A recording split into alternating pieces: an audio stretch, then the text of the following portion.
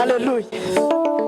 Hari umuntu kano kanya wumva babaye, umuntu ufite umubabaro nagira gutya, umuntu wumva babaye nagira atya, aze hano tubanze tumusengere twirukane dayimoni y'umubabaro. Hanyuma umuntu wumva yishimye nagira atya.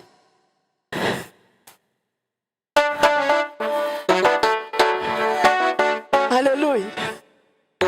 Haleluya. Uyu mugabo ni mwiza. Mukanya nahoze ndeba abantu b'abakecuru barimwo babyina bitera hejuru, nibuka ko kuva bwacya nta muntu uranywa inzoga hano. N'abayinywa uyu munsi bazisibye kubera ko baje imbere y'Imana. Ayiwe, muvuge ngo ni ukubera Imana. Haleluya. Abapanikote babyina nta muntu uri bubahembe, bakabyina kandi nta mafaranga bari butahane. Ahandi itorero iyo baritumiye barariheba bakaritereka n'ibibindi by'inzoga, ariko twebweho haleluya turabyina hanyuma tugataha tutananyweye. Kristo Yesu nahabwe icyubahiro. Shimye Imana cyane. Umushumba yavuze amazina yanjye nitwa Nyiragwiza Philomene. Bakunda kunyita Mama Manuel, niryo zina rizwi cyane hariya mu mujyi wa Kigali. Ndi hano kubw'imbabazi z'Imana. Haleluya. Ko Dawidi yaravuze ngo tubaho kubw'imbabazi z'Imana. Kubw'imbabazi z'Imana nanjye ndi hano, Imana nihabwe icyubahiro. Hanyuma ndashaka kumenya abantu banzi banyumvise cyangwa bambonye.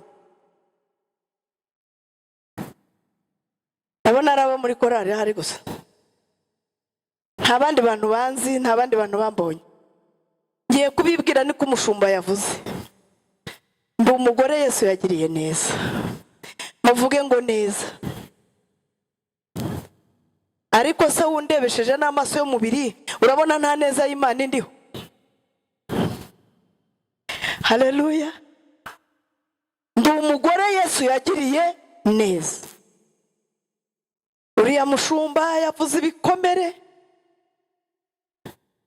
uwo twari kumwe aranyibutsa ati wumvise mugenzi wawe. Ndashimira Kristo ukuvura ibikomere. Umushumba yashyizeho ijambo numva nditekerezaho, numva riramfashije. Ndashimira Kristo w'i Nazareti ari umugabo mwiza uvura ibikomere, yarangiza komora n'inguma. Haleluya. Ni umugabo ujya avura ibikomere yarangiza komora n'inguma. Ni umugabo utanga guseka abantu batarasekaga. Umwanya turi bumarane murasanga mvuga seka, ndavuga seka kubera Kristo wabambwe. Ndashimira Kristo Yesu utanga guseka. Ndashimira Kristo Yesu utanga amahoro. Ndashimira Kristo Yesu utanga amahoro atari uko umuntu afite ibintu byinshi bisaga. Uyu mugabo aguha amahoro wanaburaye. Abana babirukanye ku ishuri ukumva amahoro, wabuze minerivare ukumva amahoro, bakwirukanye mu nzu ukumva amahoro. Haleluya. Natangariye uyu mugabo uzi kujya gusenga, ujya gusaba Imana ngo iguhe ibyo kurya byagucanze, wahagera wakuzura umwuka ukibagirwa ko ibiryo bidahari. Ko mutanyumvise? Wahagera wakuzura umwuka ukibagirwa ko ibiryo bidahari, ukibagirwa ko wowe bicika, ukibagirwa kuri amadeni, ukabyibagirwa ko ukennye, ukibagirwa ko ufite umwenda umwe, ukibagirwa ko udafite isabune yo kumesa, ukajya mu mwuka ukavuga ngo Uwiteka aravuze. Haleluya. Ayiwe. ukuntu akaze, uzi ko akuvugira mufite umwenda umwe, uzi ko akubwira ngo ajya kunkorera waba uraye, kandi wagenda ugakora bikemera, mumumera icyubahiro arakarama. Haleluya. Ni umugabo mwiza ushobora kukuvura indwara batazi kurwaye, indwara abantu batazi, wenyine akayikuvura, akakubwira ngo ndagukijije kandi ndanakomboye kandi nguhaye kwishima, wari warabuze amahoro. Mumumpera icyubahiro. Haleluya, haleluya.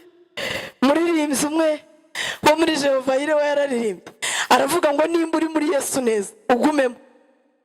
Iyo umuntu ari muri Yesu ajya akira inguma, agakira ibikomere, agakira indwara abantu batari bazi, kuko Yesu we akuza imbere n'inyuma. Yigeze abwira umugabo witwa Yeremiya umunsi umwe, aramuhamagara aramubwira ngo Yeremiya, nijya ngira icyo nkora, nijya nkirema, nijya ngikomeza, Uwiteka Nyiringabo niryo zina ryanjye. Aravuga ngo uyu munsi untabaze nanjye ndagutabara. Haleluya. Ni umugabo wamenye ko Yeremiya bamurashye hirya, aho abantu batamenye n'abahamenye batamukura, ngo maze abamo nawe ubwe yumva ibyo byarangiye, ariko we yinjirayo arahamagara aravuga ngo Yeremiya. Haleluya. Ni umugabo ugukuraho abantu batagukura, ni umugabo urema ibintu bitari biriho, ni umuntu ukubwira ati ndabiremye, ni umuntu ubyinira akakubwira ati mpinduye amateka, ni umuntu ujya imbere y'ugapfukama nta mafaranga ujyanye utagira n'amaturo, akakubwira ati nzaguha ijambo aho bari kwimye.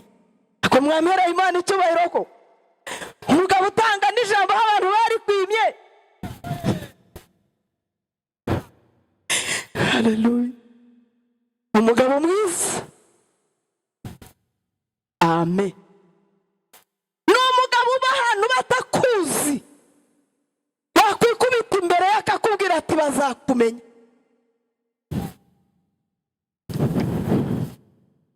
Haleluya, haleluya, haleluya.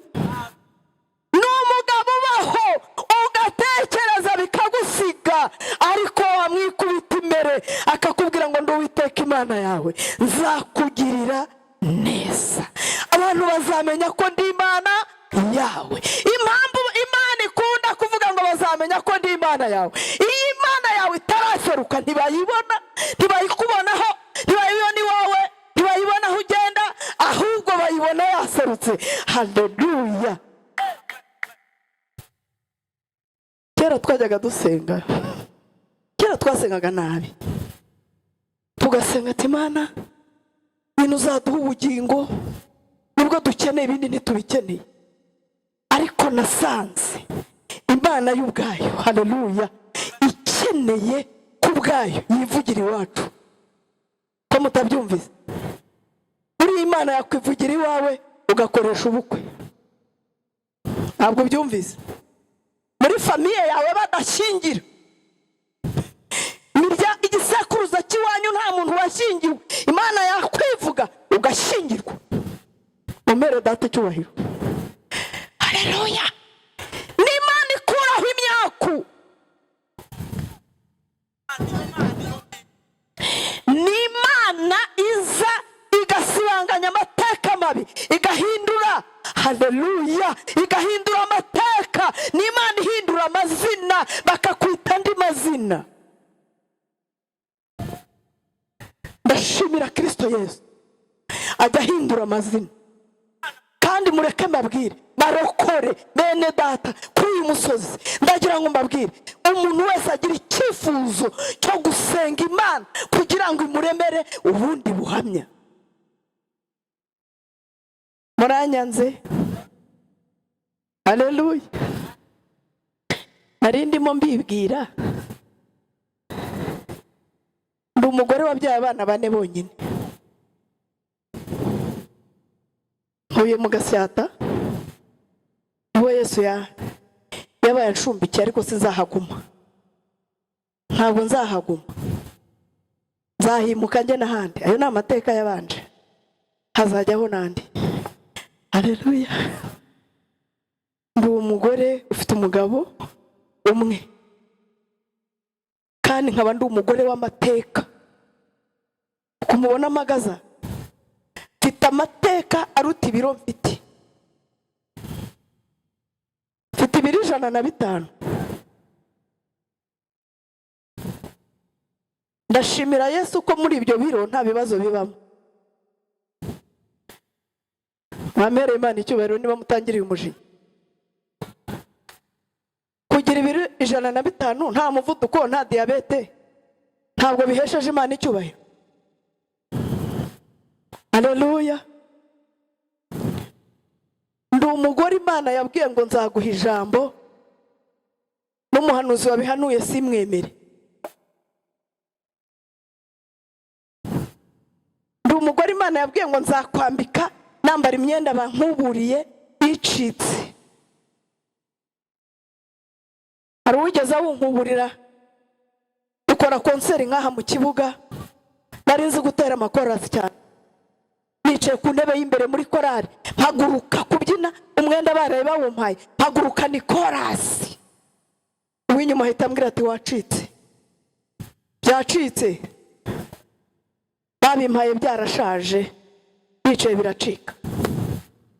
Hanyuma ndi umugore kandi ubu ujya mu batayeri, nanjye nkajya kwidodeshereza. Mumpere data icyubahiro. Amen. Yesu nashimwe.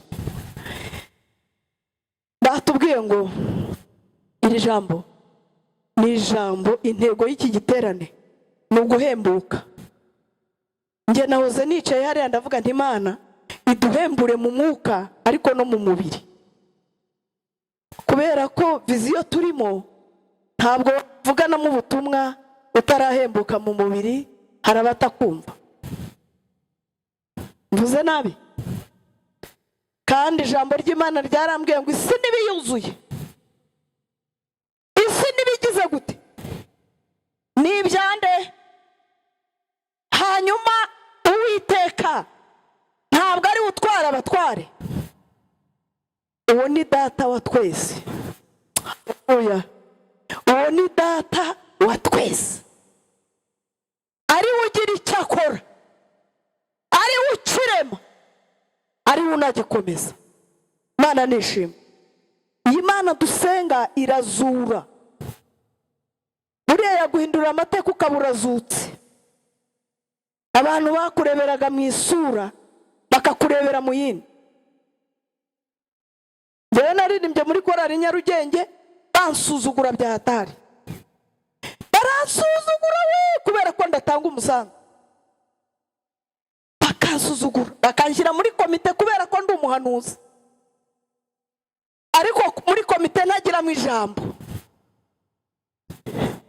Umuririmbyi wese akansuzugura. Ariko igihe cyarageze, haleluya, uriya umushumba korari narayishoreye nigeze aho ayobora. Ijambo riravuga ngo ninkugarukira bazakugarukaho. Imana nihabwe icyubahiro. Nabwiye nabi, batabamaye igiye gushira nkivuga, kandi bavuze ngo mvuge Yesu, ariko nawe ndimo ndamubabwira. Yesu nashimwe. Ngiye kubabwira ijambo rijyana n'ubuhamya bwanjye, kubera ko ntabuvuga uyu munsi ngo byemere, ndabagenda mbaciramo bukeya.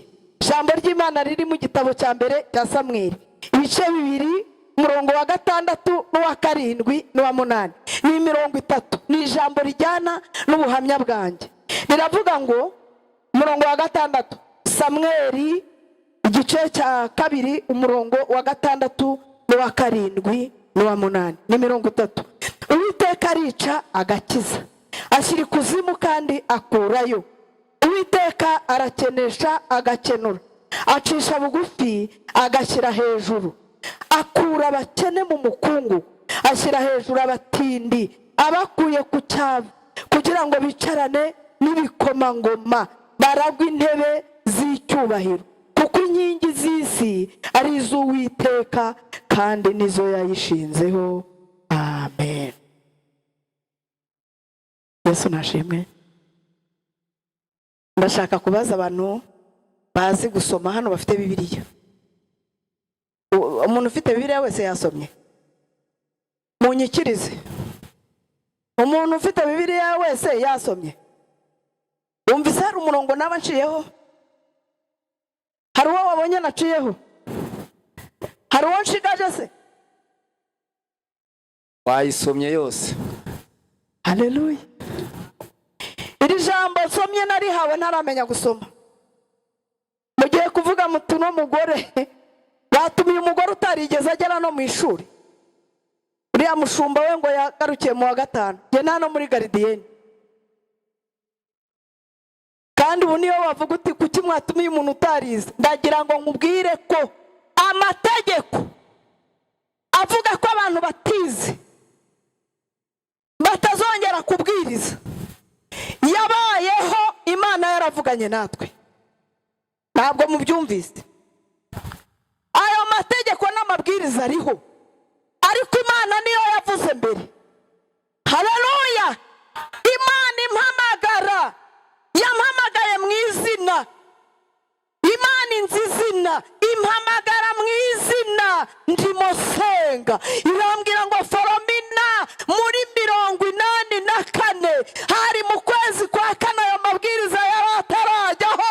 Mwarimu wanjye ntiyarazi gusoma, yewe byari ibintu bikomeye, ariko jewe ndimo senga. Imana irampamagara irambwira ngo Foromina nzakwigisha gusoma, kubera kuri umukozi wanjye nzagukoresha iby'ubutwari.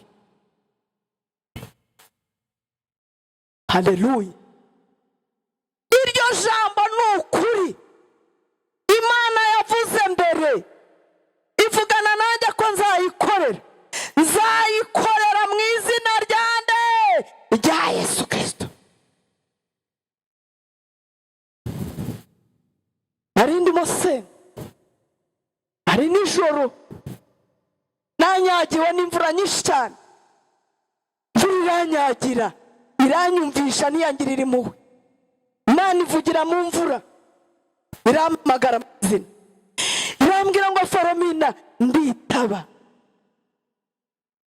Nari namenye kwitaba karame. Kera nitabaga nikize. Hanyuma ngeze muri Kristo Yesu, sanga habamo discipline yo kwitaba karame. Imana impamagaye nyitaba karame, ariko umunsi mpamagara bwa mbere nayitabye impamagara impagakiza. Umunsi kamba yaravuze ngo Foromina, ndavuga nti ihita imbwira ngo nusubira kunywa inzoga uzabona ishyano. Mpita nihana natura ibyaha byanjye nta wundi umbwiye. Mpamvu birirwa bakwinginga nuko umwuka wera atakumanukiye. Amanutse se agira ngo niwaza hano muri iki kibuga watura ibyaha n'ibyo abantu batakuziho ugahita ubivuga nta muntu ubikubwiye. Turashimira Kristo wazanye umwuka wera. Haleluya, haleluya. Yesu nashimwe cyane. Arambwira ngo nzakwigisha gusoma. Nari ndimo senga mvuga ngo ntakibasha kuvuga. Ijwi ry'Imana rivugana nanjye. Arambwira ngo mu gitondo kare ujya ku rusengero, nuhagera umuntu hasanga agusomera amagambo ari muri Samweli. Ndaza ngeze ku rusengero basanga umudekonikazi. Ndamubwira nisomera amagambo ari muri Samweli wa mbere. Arambwira tereka ngusomere. Arasoma. Ndamubaza nti Imana ishatse kumbwira ngo iki? Arambwira ati ntabwo nkizi, ariko Imana ifite ibyigambiriye kugukorera. Ntaha gutyo nta kindi menye. Hanyuma uko bucya nuko bwira, bena ninjira mu mugambi w'Imana. Kristo Yesu nahabwe icyubahiro. Uwiteka arica kandi akagira gute? Agakiza. Ashira ikuzimu agakurayo, arakenesha agakenura. Abo nabwirije ejo nawe mfite ivuga bitumwa mu Gatenga, bampaye n'intashyo muzakire. Ndi umugore wababaye cyane, ndababara. Numvise nuriya mugabo yarababaye ariko we si cyane. Ibintu byamubabaje cyane ni buriya ni kiriya gikomere. Cyo cyaramubabaje, ariko ibindi numvise byoroshye. Urumva arafite nyirakuru umurihira n'ishuri, utanga 100, akagira umubabaro yuko atazi se na nyina. Njye narushe mfite papa na mama, mbana nabo, ndaruha umuruho ndawisasira, ndanawiyorosa, nagize ingorane zikomeye. Ibi mbabwira hari igihe mwicara mukavuga atavuga butumwa bageraho bagakabya. Ndashimira Imana ko umushumba ari hano, mbivuga iwacu aho mvuka bicaye imbere yanjye. Ndashimira Yesu. Mushumba, sinavuze ntige nta muntu wigeze nkunda, ababyeyi banjye bari mu iteraniro. Warabivuze nari mpari. Njyewe mu buzima bwanjye mvutse sinigeze mbona umuntu nkunda, nabayeho nta muntu nkunda, mba mu buzima nta muntu nkunda, mfite ibibazo byo kwangwa na mama. Mama aranyanga ku rwego rukomeye. Mama yaranyanze ku buryo ntuka, akajya mvuma akambwira tuzapfa utabyaye, ntuzabona umwana. Ndashimira Imana ko nabyaye mu izina rya Yesu. Ntabwo wabyumva, kubyara kwanjye numva ari igitangaza gikomeye nkurikije amateka n'ukuntu mama yari yaramvumye. Mama yari umugore wabuze urubyaro, kandi mama ariho. Mama arahari rwose, ubu twamuvanye cyaro tumujyana i Kigali, turamutunze hariya. Turashimira Imana ko yakijijwe. Mama ni umuntu wanutse, yambyaye yarabuze urubyaro, ndebye mbona ndamuzi. Bitamubwira ngo ngiye muri komine Kibeho, mvuka aho muri Nyaruguru. Komine Kibeho ntayigeze ibaho, pfa kubihimba nyine mbishyiraho ngaho. Arambwira ati noneho ngiye Kibeho, reka tujyane. Turagenda uruzinda rwambuka ntiyahuye. Ndashimira Kristo watumye mbaho. Haleluya! Iyo nabaho simba ndi hano n'ahandi nageze, ubundi umugore uzi kugenda Yesu yangiriye neza.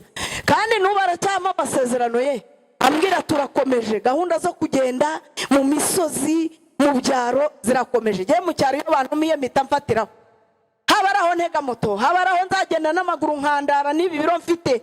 Ubwo ndiyemeza kuko Imana yabinyoboyemo, irambwira tujye ugenda mu misozi ujye kunkorera ubabwire ko ngira neza. Haleluya! Muri ubwo buzima nabayemo sinajyaga nseka. Njye ntabwo nigeze nseka, nasetse nyijijwe. Umuntu yaraseka nkabona nta kintu avuze. Naba ndi kumwe n'abantu kugira ngo nibohore ngaca imigani. Narinzi guca imigani y'uburushyi nta nukeneye kuyumva, hapfa kuyica nkashyira aho ngaho. Hanyuma ikindi gihe naba nshaka kwibohora nkasakuza wenda nubyemeye. Nabaye mu buzima bugoye cyane. Ngeze mu myaka 14, umunsi umwe mama arazinduka nkorera ibijumba, njya mu isoko, yarayantuka ibitutsi byinshi. Yarambwiraga ati si yose isi uzayimaze amaguru ugenda. Ndashimira Kristo Yesu ko yampaye agakiza, isi ntayimajije amaguru. Yarambwiye ati si yose izakubone, uzagenda bukwirireho. Akambwira ati ntuzabona umwana. Ijoro ryose yarayantuka, mu gitondo nkorera ibijumba. Ngeze mu isoko ndabitura, haza umugabo arambwira ati Foromina waje nkaguha akagage hari. Ntiyarazi izina ryanjye ariko nyine yaraje arandeba ati ngwino nguha akagage. Ndagenda ngeze hirya hangurira icupa ry'ikigage, nsanga ari kumwe n'umuntu w'umudamu uri mu mwako kabari. Arambwira turya ubugoro, nindya ubugoro. Nanywa itabi mfite imyaka 7, nariye ubugoro mfite imyaka 7. Arambwira ati noneho reka ngufungurire ku bugoro. Amfungurira ubugoro ndariye. Umugabo nyine aduhaye ako kagage turanyweye, arangije aramerekeza asanga ibijumba by'abandi. Ngeze hirya arambwira ati wakugurira umwenda tukijyanira. Kubera ko menyereye kuba mu gasozi n'ubundi numva ngize amahirwe yo kubona aho ngiye kuba. Angurira umwenda turambukana turajyana. Ngeze anga wa mugore wampaye ubugoro n'umugore we. Arambwira ati rero ngiye kukugira umugore, bicara aho ngiye gutira inzu hano hirya. Atira inzu, yatiye inzu hafi aho muri karitsiye. Araza arantwara njya kuba umugore. Mfite imyaka ingahe? Mfite imyaka ingahe? Mfite imyaka 14. Njya kuba umugore mfite imyaka 14. Mu gitondo arambwira ati genda mu cyawa waguha ibyatsi ubohe ikirago uzajya wiyorosa. Kuwa mbere mbohe ikirago, kuwa kabiri ndakiboha, kuwa gatandatu ndacyuzuza. Ndamubwira nti nacyujuje. Arambwira ati ugwacyujuje kuwa mbere nzakubakira inzu, hanyuma inzu rero uyibemo. Mu gitondo kuwa mbere ajya kunyubakira inzu, ayubaka imbere y'inzu y'umugore we. Anyubakira inzu yarashije, ashinga ibiti, arasakara, ashyiraho ibyatsi hejuru, abishyira no hasi arabikikiza inzu yose. Arangije ndemera urugi rw'ibyatsi, arukubita aho ngaho mu muryango. Arambwira ati Foromina, nujya ujya mu nzu, ujya ufata kino kiba cy'ubwatsi ugishyira aha ngaha mu muryango, nambwiza usanga nangira kurara muri ya nzu yubakishije ibyatsi. Uburiri ari ibyatsi, ikirago ni ibyatsi. Ndaryama, ikirago nkakiryamaho uruhande rumwe, urundi nkarwiyorosa. Ndashimira Kristo Yesu uhindura amateka. Kuwundi wa mbere anzanira isuka, arambwira ati jya guhinga. Aranshorera na mukeba wanjye, arambwira ati hera aha, mukeba hera aho mwese mwihingira. Umuntu wese azihingira, sinzahinga mfite abagore babiri. Guhinga biba birananiye. Naterura isuka nayitura hasi, ntice n'ibyatsi. Ndahagarara, mbona mukeba wanjye arahinze, ye numva biranyobeye. Isuka nyishyira ku rutugu, subira mu rugo, nyishyira mu nzu. Fata icyuma nahatishaga ibirayi, ndagenda nca ibindi byatsi by'ikirago ndabyikorera, subira iwacu. Murumva umugabo yaranyirukanye? Numvise yaranyirukanye. Ngeze iwacu mama arambwira turagarutse. Ndagarutse.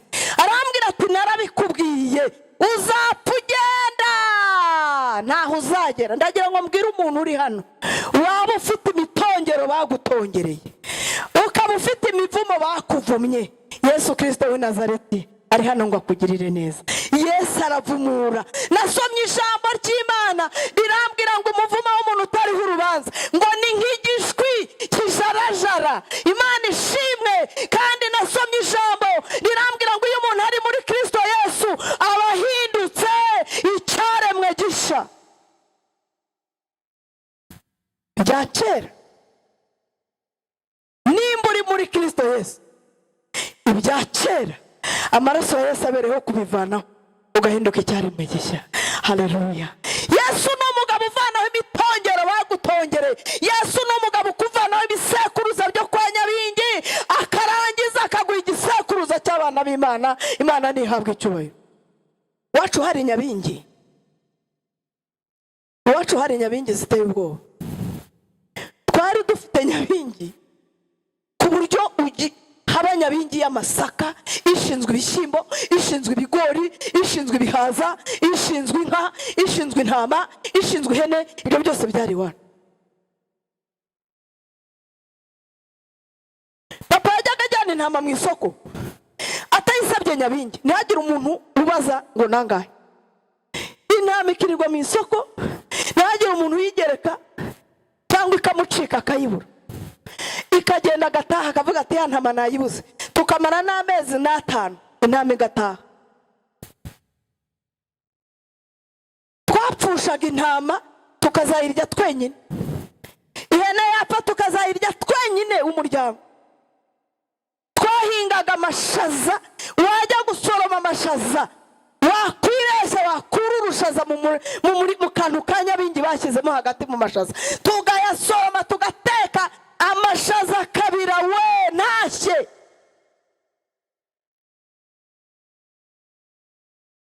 Mama akajya kubwira papa ati ngo nurebe amashaza yanze gushya. Papa nawe akaza, papa yararaguraga agahita ashakisha uburyo abaza izo Nyabingize ati mbese byagenze gute. Nyabingi nimba zaramusobanuriraga simbizi ko nayo ntarumva zivuga, agahita zisaba imbabazi. Twebwe wacu twari tuzi gusaba Nyabingi imbabazi. Ndashimira Kristo Yesu. Nagira ngo mbwire abantu bari hano, hejuru y'imbaraga za Nyabingi hari imbaraga z'Imana, hari ukuboko kw'Imana kwatuvanye kwa Nyabingi. Haleluya. Umunsi umwe Nyabingi zica muri umuna wanjye, simwica turimo turimo turya, dutangiye kurya ngo twasoromye amashaza yo mu murima wo kwa Nyabingi. Yikubita hasi, tubona ifurori yatambutse riciye hirya no hino. Papa yahitaga yirukanka akajya kubaza Nyabingi. Abantu baciriye Nyabingi baranarushye. Abantu baciriye ibintu bibicira abana. Ndashima Yesu wankijije Nyabingi. Haleluya! Yesu ni umunyembaraga. Yesu yaramfashe ansohora aho hantu, ampa agakiza, anyuzuza umwuka wera. Mani habwa icyubahiro. Nkimara gukizwa, nagize amahirwe yo kuzura umwuka wera ntaratura. Nuzuye umwuka wera nanyweye inzoga. Yesu yamfashe ku ngufu, nuzura umwuka wera nanyweye inzoga ndatura. Nkimara gukizwa ngeze iwacu nkajya nsenga, nasenga nkajya mu mwuka, Nyabingi zikabomborekana, zigahunga, bose bakagira ubwoba. Zagasenga, papa akajya yegura kugi, akagira gutya atari kuba Ninjiragwizara, ati ubu Ninjiragwiza, akumva ndimo ndavuga igifaransa. Haleluya! Ntarigeze ngera mu wa mbere wa primaire.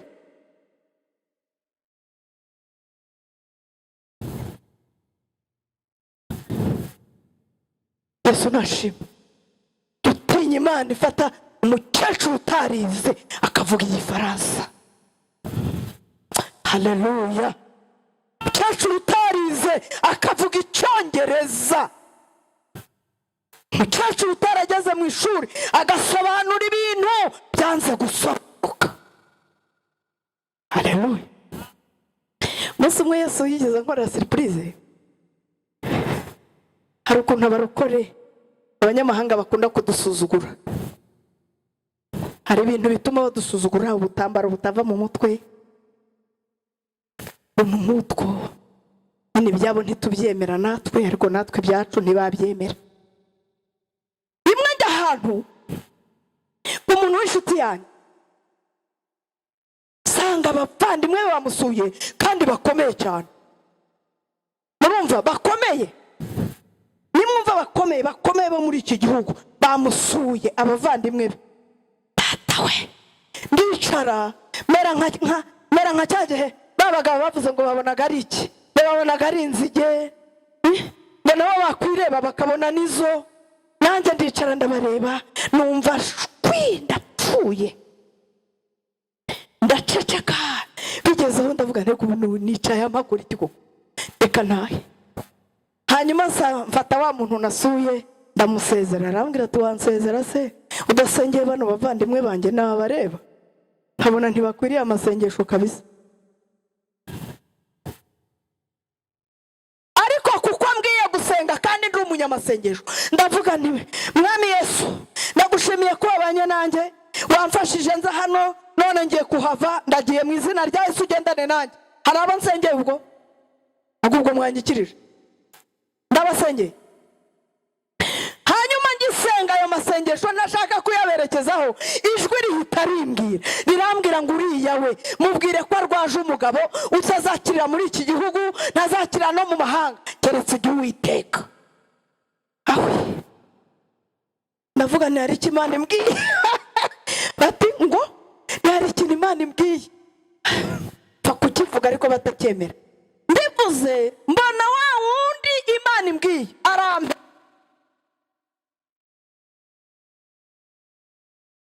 Wewe wasubira ukavuga. Hanyuma bahita bavuga ngo reka natwe dutahe. Turasohoka tugeze imbere y'umuryango, Imana ihita imbwira, haleluya, irambwira ngo uyu nawe, uyu afite umwana wiga mu wa 3 primaire, ufite imyuka mibi imujyana ikuzimu. Ndagira ngo ubwire ntukisuzugure, nimba uri umwana w'Imana. Dufite Imana ivugira muri twe batumva. Imana ntivugira mu mafaranga, ahubwo ivugira mu bantu bayemerera. Hanyuma bitasano ndamwegera, ndamukurura, ntari ikintu Imana imbwiye. Kumukora mu ntoki nabyo byari bigoye. Hanyuma ndamwongorera, ndamubwira nti Imana imbwiye ko ufite umwana ugikuzimu, wiga mu wa 3 primaire, w'umukobwa, afite imbaraga zimujyana ikuzimu. ahita ambwira ngo niki kibikubwiye. Ndavuga nti ni Imana ibimbwiye. Ahita avuga ati uyu muntu ibintu Imana imubwiye nta wundi muntu ubizi, uyu murumuna wanjye ntabyo azi, nijye jyenyine ubizi. Ndavuga ntaho urakoze Mana, Yesu nashimwe cyane. Haleluya. Byarangiye agiye mu modoka arambwira ati jya mu modoka natwe tukugeze hano haruguru. Uwo munsi bandihiye tagisi vatiri, batutahana tagisi vatiri ntugende kuri moto n'imiyaga, njya kuri tagisi vatiri ndiruka. Nyuma y'iminsi 3 yakumva numva arampamagaye. Haleluya, haleluya. Arambwira ati yewe nti nakubona nte ngusengera umwana wanjye. Ndagenda ndamubwira nti ndahanaha, azana iyo modoka nkubitamo, ndagenda njya kumusengera umwana, ndamusengera shyiraho amazamu ya saa 8 z'ijoro, amazamu y'amanywa, ndasenga umwana arakira. Uyu munsi tuvugana arangije kaminuza muri Amerika. Mumpere data icyubahiro. Twe dufite Imana ivugira muri twe. Haleluya. Urazi iyo Mana ivugira muri twe? Iyo Mana igikubwira ibyo abantu batamenye. Iyo Mana ikubwira ikakubwira ikakongorera n'iby'igihugu, ikakubwira n'iby'umuryango, ikakubwira n'iby'akarere, ikakubwira n'iby'itorero abandi batabyumvise, ikakubwira iti jya ubisengera nanjye nzakugirira neza. Murandakariye. Nashaka kubabwira ko Imana iri hejuru ya Nyabingi. Imana iri hejuru y'amaboko akomeye. Imana yampamagaye ndi umunyamibazo. Umunsi mpagakiza nabwiye ko yakampereye mu kabari. Njye nabaye umusinzi wo mu rwego rwo hejuru kubera imibabaro. Umugabo wa mbere twamaranye ibyumweru 2. Umugabo wa kabiri namushatse navuye mu rugo ngiye kwiyahura. Ura na wa muntu wari wicaye mu nzira. Aho yaragiye baranyakira basiga bavuze bati nasigara aha tuzamushyingire. Banshingira umwana w'umusore. Ngeze kuri uwo musore aranyubaha, angirira neza, ndera nk'umwana. Ajya n'iwacu aransaba biremera. Ndatwita ndabyara. Mbyaye maze ukwezi kumwe umugabo arasara. Umugabo arasara kandi asara nk'ubita.